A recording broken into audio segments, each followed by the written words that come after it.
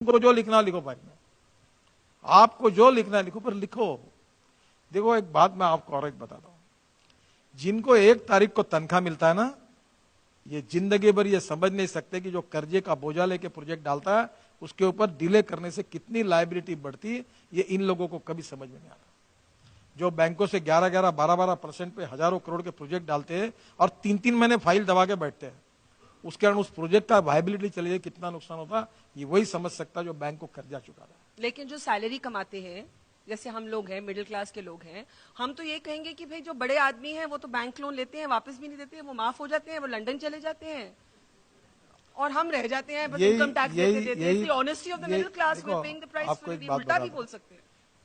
25 साल पहले जो बड़ा आदमी इनकम टैक्स देता था, तब बैंक के लिए वो बड़ा आदमी था, तब वो अच्छा था, तब उसकी स्पॉन्सरशिप लेने के लिए तुमको मीडिया को संकोच नहीं हो रहा था, तब उसके आप पूछ के अपना बोर्ड उसका बाजू में लगा रहे थे क्योंकि आपको एडवर्टाइजमेंट मिल रही थी। हाँ? तब वो बैंकों को पैसा देता तो मैनेजर उसके पीछे घूमते थे कि तुमको लोन चाहिए क्या। उसका एक बर्ड उसका था, उसको गिरवी रख के 600 करोड़ दिए, तब वो अच्छा था, तो फ्लैगशिप कंपनी थी। अब वो अड़चन में आ गया तो वो फ्रॉड हो गया। देखिए बरका जी, मैं आपको एक बात बताता हूं, कहीं ना कहीं सोच को बदलना होगा। मैं कोई इंडिविजुअल केस का रेफरेंस नहीं दे रहा हूं। अगर कोई भी आदमी कहीं भी काम करता है, आपके शो होते हैं, आप बेस्ट जर्नलिस्ट है, आपका आउटस्टैंडिंग परफॉर्मेंस है, एक आधे शो में कम ज्यादा होता है, इसका मतलब क्या आप एकदम उसको सैक करते हो क्या। देखो, अड़चन के समय मदद करनी चाहिए और मैलाफाइड कुछ होगा तो अलग कार्रवाई करनी चाहिए। अगर उसमें मैलाफाइड है, कार्रवाई करो।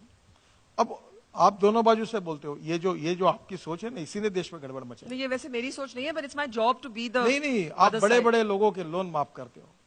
ये अमेरिका से लेकर वर्ल्ड में बैंकिंग इज ए बिजनेस, और बिजनेस में जब एक आधी आदमी पार्टी जब अड़चन में आती है तो उसका वन टाइम सेटलमेंट होता है, फिर दूसरे को फाइनेंस होता है, इट्स रेगुलर। अब ये ओटीएस करने में आपने इसको ऐसा बना दिया कि आज कोई भी मेरे जैसा पॉलिटिशियन, मुझे मालूम है कि इसको कैसे मिस इंटरप्रेट किया जाए। गडकरी ने कहा कि बड़े व्यक्तियों के लोन माफ करना ये नेचुरल है, ये करना स्वागत है करके मेरे नाम पर आप लिखोगे। मैं ये नहीं कह रहा हूं मैं ये कह रहा हूं कि अगर कोई लोन लेता है और वो बोनाफाइड है, अगर अड़चन में आता है तो उसका वन टाइम सेटलमेंट करना, it's a part of the banking business. ये जो लंबी लिस्ट है ऑफ विलफुल डिफॉल्टर्स जो रिजर्व बैंक ऑफ इंडिया ने बनाई है, जिसमें टॉप कॉर्पोरेट्स हैं, the top business houses of India are on that list, what is your prescription? Would you say the banks should waive off these loans and help these companies revive, or would you say that they have to pay up because it's stretching the banking sector? आपने इतना अच्छा सवाल पूछा, मैं वो आप सब लोगों को देता हूं। मेरे डिपार्टमेंट में सेम प्रॉब्लम था। कौन सा प्रॉब्लम था? यही था। हाँ। 3,85,000 करोड़ फंसा हुआ था, बैंक अकाउंट एनपीए हो रहे थे। अब आपको नाम बता रहा हूं, एल&टी के चेयरमैन मिस्टर नाइक मेरे पास आकर कहे, सर सॉरी, एल&टी का निर्णय बोर्ड में हुआ, इसके बाद एक भी प्रोजेक्ट नहीं करूंगा, जो हुआ बहुत नुकसान में गया हो सर, माफ करना, ऐसा कह के गए। ऑल कंपनीज आई थी, अच्छी कंपनी सब प्रॉब्लम में आई थी।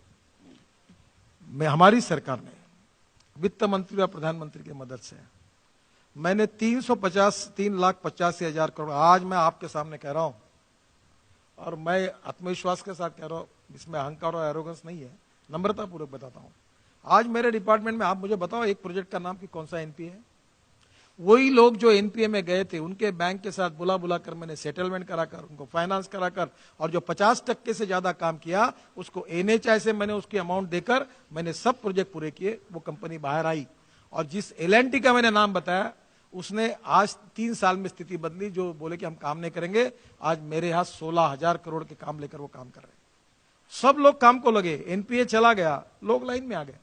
मेरा कहना यही है कि जो लोग ये लिस्ट रिजर्व बैंक ने की है, इनको अगर ठीक मदद होती है और करेंगे तो जैसे हमारे एनएचआई के रोड कॉन्ट्रैक्टर बाहर आएंगे, वैसे स्टील इंडस्ट्री है, बाकी भी इंडस्ट्री के लोग बाहर आ सकते हैं।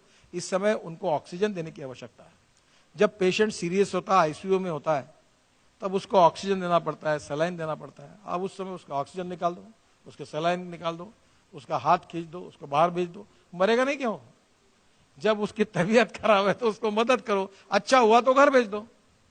प्रॉब्लम यह कि अड़चन वाले व्यक्ति को जो, और दूसरा इसके पीछे सब लोग डिसऑनेस्ट नहीं है। ये जो बड़े बड़े लोग हैं, इनका नाम जब कई पेपर में छपता है तो एक बड़ा व्यक्ति मेरे सामने आंखों में आंसू, बहुत बुरा लगता है। ऐसा लगता है कि बिजनेस बेच देना चाहिए और बैंक का लोन दे देना चाहिए। ये सब लोग बेईमान और भ्रष्ट नहीं है। आखिर परिस्थितियां ऐसी है, ग्लोबल इकोनॉमी ऐसी है, रेसिशन ऐसा है, कभी कभी टेक्नोलॉजी बदल जाती है, इसके कारण लोग अड़चन में आते हैं। So you are saying that unless there is a malafide or unless there is a trail of corruption, NPAs, this is the time to give oxygen to non-performing assets and not shut them down. So they should be forgiven. This is Their the way. loans should be written off. इसी प्रकार से अब बाद में मत कहना कि मैंने हेडलाइन गलत लगाई। मैं आपको मौका दे रही हूँ कि आप क्लैरिफाई कर लें। आपको मैं क्लियर कर रहा हूँ। जो लोग बोनाफाइड है, जिन्होंने कोई फ्रॉड नहीं किया है, जिनके पास कोई किसी प्रकार की उनके ऊपर कार्रवाई नहीं हुई है, जो 25 साल से अच्छे रिकॉर्डर थे, जिनका ब्याज देते थे, बैंक में इंटरेस्ट देते थे, उनका रेपुटेशन अच्छा था, उनका बैंक अकाउंट अच्छा है, इनका ट्रैक रिकॉर्ड अच्छा है, वो लोग अगर आज अड़चन में हैं तो जरूरी है कि अड़चन के समय उनको मदद करना, ताकि फिर से उनका बिजनेस लाइन पर आए।